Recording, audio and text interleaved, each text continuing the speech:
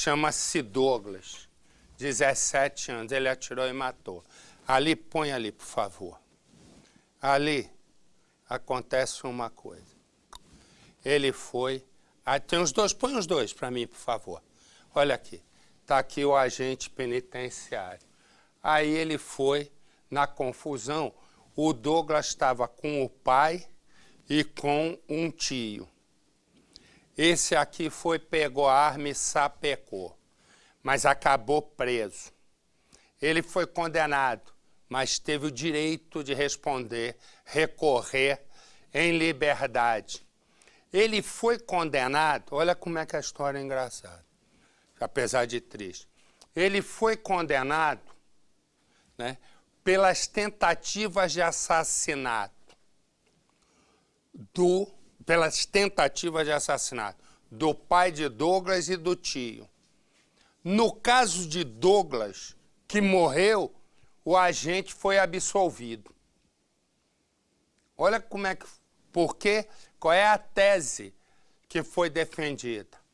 É que o Douglas teria partido para cima, não sei se armado ou não, e que ele agiu em legítima defesa. Mas os outros tiros, o júri considerou que foram desnecessários, que ele não tinha que atirar nos outros. Portanto, pelo assassinato, ele foi absolvido. Pelas duas tentativas de assassinato, no pai do Douglas e do tio, aí ele foi condenado. É uma história complicada. Põe no Cidade. No corpo, Alessandro carrega duas marcas. Duas lembranças diferentes, sentimentos opostos. Em comum, apenas a saudade. A primeira delas é uma tatuagem em homenagem à família. A outra é a cicatriz que ficou do tiro que levou. O mecânico é uma das vítimas de um crime. O filho de Alessandro foi assassinado pelo mesmo homem que atirou nele. Foi tudo muito rápido. Ele não esboçou feição de que estava com ódio, que estava descontrolado. Pelo contrário, ele não falou nada. A única coisa que ele me perguntou foi: você está falando comigo? E em seguida ele efetuou os disparos. Um dia de lazer em família que acabou em tragédia. 3 pessoas que foram vítimas do ataque de fúria. O acusado de ser o autor dos disparos é este homem, Daniel Menezes Pinheiros, agente penitenciário com porte de arma. Ele foi condenado a 12 anos de prisão pela dupla tentativa de homicídio contra Alessandro e contra o irmão dele. Já da acusação de homicídio contra Douglas de Moura Monteiros, de 17 anos, ele foi absolvido. O júri considerou que Daniel agiu em legítima defesa. Mas essa história começou há 4 anos. Era um dia de verão. Douglas veio com toda a família para este local aqui para testar um jet ski e também para nadar. Ao todo, 14 pessoas. O Alessandro, o pai dele, estava dirigindo o veículo e precisava passar por este local aqui, só que havia um carro que atrapalhava essa passagem. O Alessandro foi então até o motorista e pediu que ele retirasse o veículo, só que foi ignorado. Ele pediu mais uma vez e novamente foi ignorado. Depois daí, uma grande briga, uma confusão começou. O motorista, ele ficou revoltado, foi até o carro dele, tirou a arma e efetuou um disparo para o chão. Logo em seguida, atirou contra Alessandro, que foi atingido nesta parte aqui do corpo. Vendo o pai ferido, caído ao chão, o Douglas saiu correndo. Neste momento, o agente penitenciário efetuou 2 disparos. Um tiro acertou ele no peito, o outro na barriga. O tio dele também foi baleado. A gente, tanto eu quanto até o meu irmão, a gente se sente refém, porque perante tudo que aconteceu, a gente fica até meio sem palavras, porque é muito duro, entendeu? A gente está esperando 4 anos, são 4 anos eu fazendo tratamento psiquiátrico, tratamento psicológico, entendeu? Porque isso aí destruiu minha vida, entendeu? Então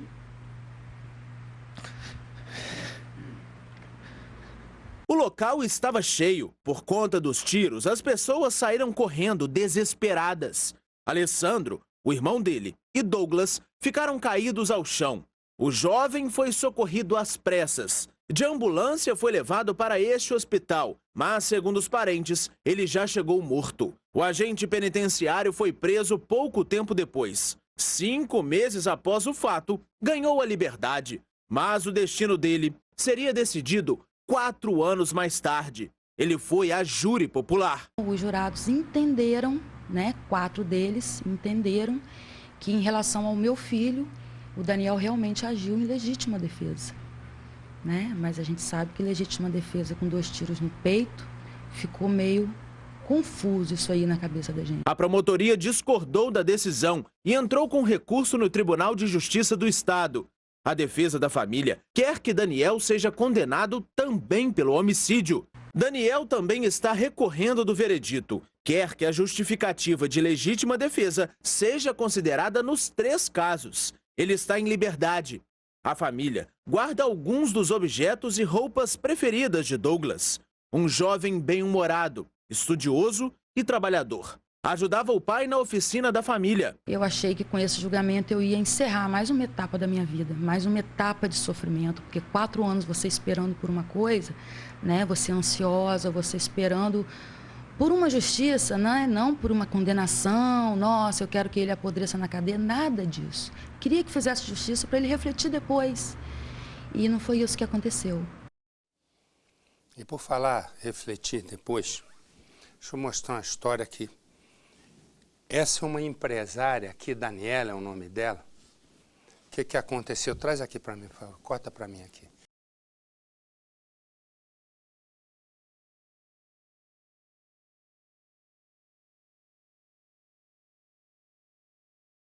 Contribuem para abastecer o Rio de Janeiro, mas ele começa aqui em São Paulo.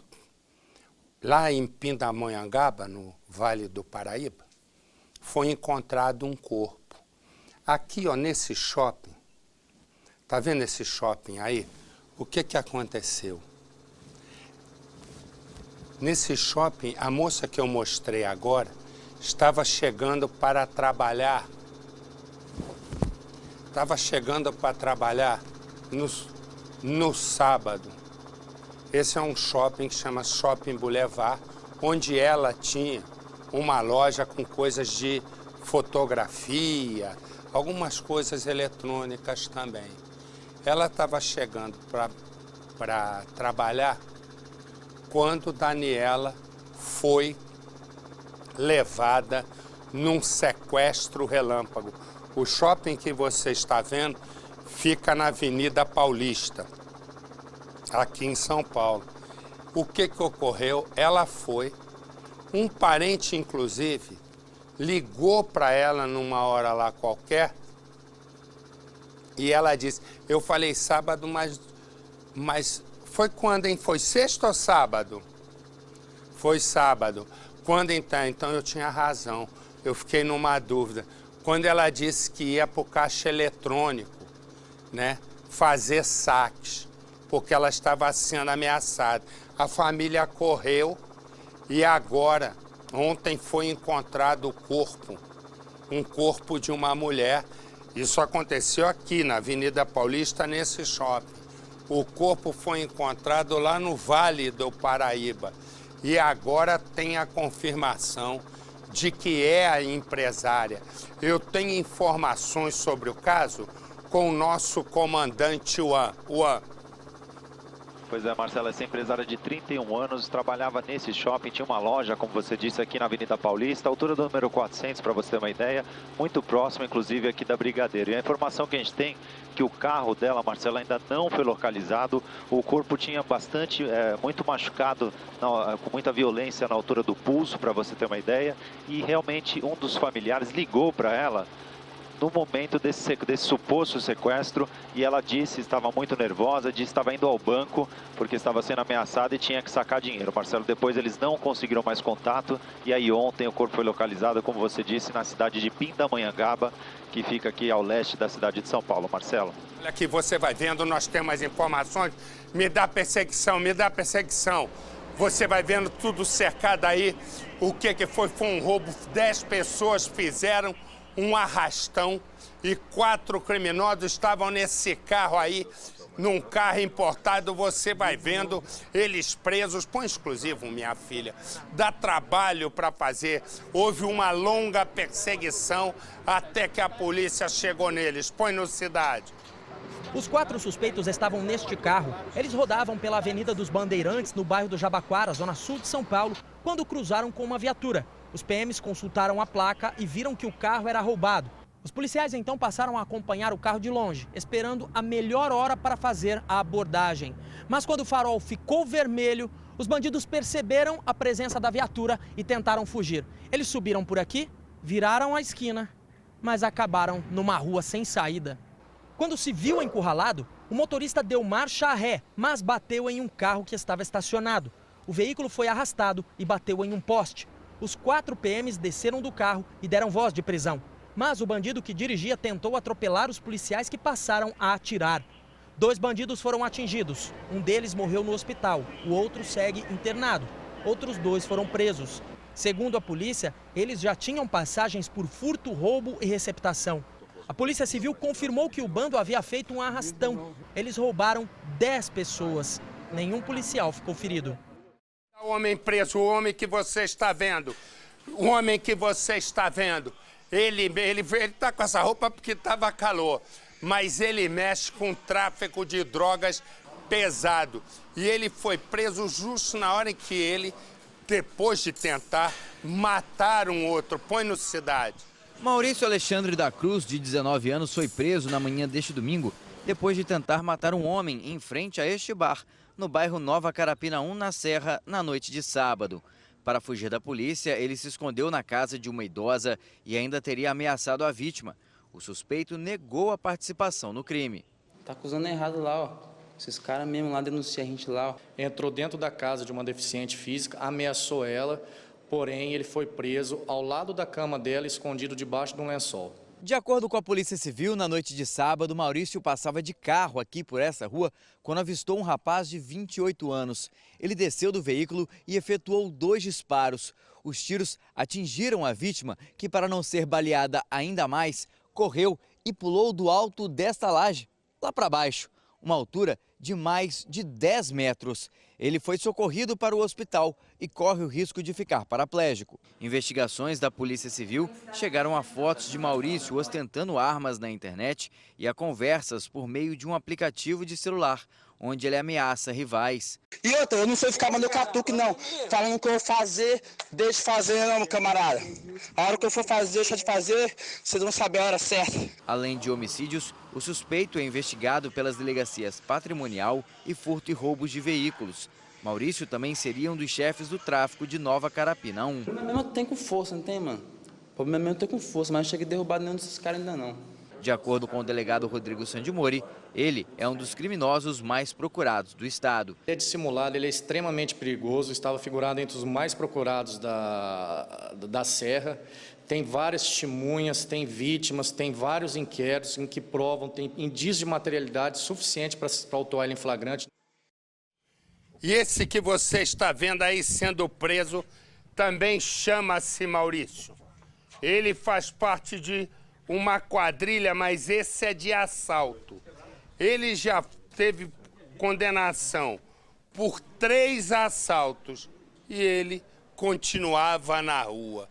Se ele continuava na rua, condenado 3 vezes, de 2 uma, ou alguém afrouxou ou, de repente, alguém liberou achando que ele não representa perigo algum. Aí ele foi lá e assaltou mais. Põe no Cidade.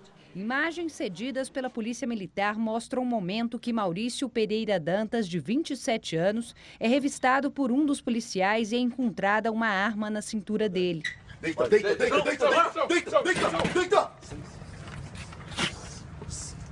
A arma era uma pistola calibre 380 e estava com 8 munições intactas. Maurício foi preso e encaminhado para a delegacia do Riacho Fundo, onde foi preso em flagrante. Segundo a polícia, Maurício tem extensa ficha criminal. Já foi condenado 2 vezes por roubo à mão armada. Uma em 2011, por ter cometido um roubo com restrição de liberdade, e outra em 2012, por ter assaltado uma joalheria de um shopping. Outras 3 pessoas são suspeitas de serem comparsas de Maurício e já estão sendo procuradas pela polícia. Deita! Vou mostrar para você uma imagem. Mostra os irmãos que foram presos. Olha o que você está vendo aí. Está vendo essa árvore? Você deve dizer, bom, uma árvore desse tamanho é um pinheiro. Né? Já foi cortado. Vai vendo o tamanho da árvore. Sabe o que é essa árvore aí que pesa mais de 10 quilos? Desse tamanho? Eu nunca tinha visto. Foi isso que me chamou a atenção. Desse tamanho eu nunca tinha visto. Essa árvore gigante que está aí, ó, que estava ali mostrando melhor, olha aí. Isso é um pé único de maconha. Eles conseguiram inventar uma maconha chamada maconha pé gigante. Olha o tamanho, eu nunca tinha visto isso. Fecha. Você imagina o cara, jardineiro, coloca no teu quintal, ou alguém vende, fala, não, essa árvore aqui é bonita, ela fecha. Você planta, você não vai saber. Que pé de maconha desse tamanho, juro, eu nunca tinha visto. Põe no Cidade. A plantação de maconha ocupava todo o pátio da casa. A planta, que tinha mais de 3 metros de altura, era cultivada há bastante tempo. Os policiais do DENARC já investigavam a dupla de irmãos, mas foi a partir de denúncia de vizinhos que eles descobriram o cultivo. Os donos da casa foram presos em flagrante por tráfico de drogas. O jovem, quis dizer que a planta era só para o consumo dele, Que a gente achou, todo mundo achou estranho uma planta desse tamanho. Ela, assim, do estado que está, ela pesa em torno de 10 quilos. Para consumo individual é meio estranho. A polícia acredita que, além do plantio, o restante do processo de manipulação da droga era feito na própria casa. Algumas folhas de maconha foram encontradas já secas e embaladas. Essa planta pesa cerca de 10 quilos e, pelo tamanho, estima-se que ela tenha no mínimo 1 ano. Esse é um cultivo bastante difícil e exige um conhecimento técnico grande, é o que chama ainda mais a atenção da polícia. Por isso, o DENARC ainda vai investigar a participação de outras pessoas nessa quadrilha.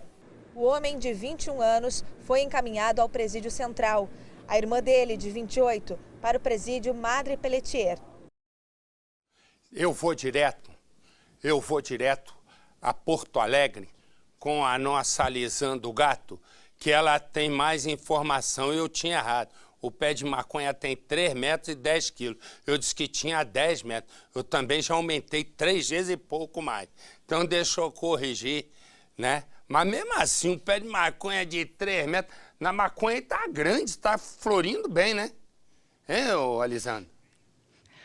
Oi, boa noite, Marcelo. Boa noite a todos que nos acompanham. Olha, eu já fiz mais de uma vez esse tipo de reportagem de plantação, de maconha aqui no estado, aqui na região metropolitana, principalmente. E realmente é o pé mais alto que eu já vi, assim, 3 metros é muito alto, né? Não chega a ter 10 aí que tu disseste, mas 3 metros já é bastante alto. Eu acho que era o adubo que eles usavam, que devia ter uma boa qualidade, hein, Marcelo? Por isso que floresceu tanto, né? Ficou tão grande esse pé. Esse casal de irmãos, que é a suspeita da polícia de que eles vendiam essa droga para uma clientela bem seleta, apenas amigos ou pessoas ali da própria vizinhança, da comunidade. Eles não abriam muito esse mercado justamente para não chamar a atenção das autoridades de segurança. Um dos principais chamarizes atrativos do produto seria justamente a pureza dele, já que nas outras drogas, acontece uma mistura muito grande, ali não, era mais pura, por isso também a suspeita de que seria inclusive mais cara, viu, Marcelo? Deixa eu te fazer uma pergunta. Nas outras drogas tem mistura? Foi o que o delegado me disse, muita mistura, Principalmente maconha, eles misturam com muitas outras coisas para render mais. Ah, não. É porque eu não sabia, você falou com tanta ênfase. Agora, você sabe uma coisa que me chama a atenção? É o seguinte, é assim.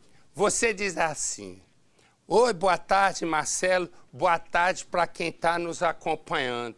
Ué, se não está nos acompanhando, você não precisa dar boa tarde, não está te escutando, está vendo outra coisa, né? Eu não consigo entender. Boa tarde quem está nos acompanhando. Porque... Não, mas a gente dá boa tarde para todo mundo. Boa sim, noite já, né? É isso. Boa tarde, Marcelo. Boa noite para você. E tá nos acompanhando. Eu acho que é um costume mesmo. É um costume. É aquele vício, né, de linguagem que a gente pegou realmente porque não tem muita lógica.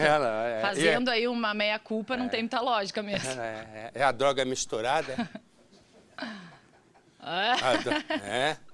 É misturada? É mesmo? Olha, não era esse o fornecedor, né? Beijo, meu amor. Tchau, Alisandro. Vai baixar no centro.